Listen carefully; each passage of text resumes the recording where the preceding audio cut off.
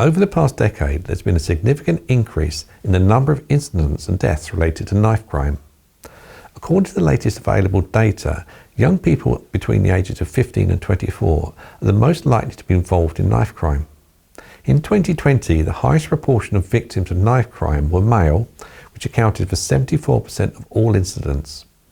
Most knife crime incidents occur in urban areas, with London and other major cities being most affected. The number of deaths related to knife crime has been steadily increasing over the last 10 years. In 2020, there were 256 deaths in England and Wales where a knife or a sharp instrument was used, an increase from 187 in 2010. This represents a 37% increase in the number of knife-related homicides over the last decade. The number of knife crime incidents has also been on the rise over the last 10 years.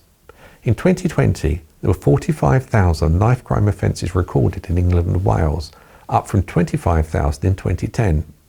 This represents an 80% increase in the number of knife crime incidences over the last decade. These offences included possession of a knife, threatening with a knife, and using a knife to commit an offence.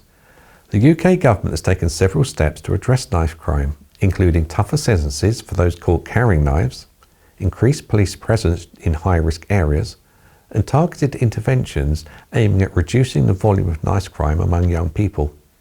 In addition to government efforts, there are several community-led initiatives aimed at tackling knife crime, including youth programs, educational initiatives, and support for victims and families affected by knife crime.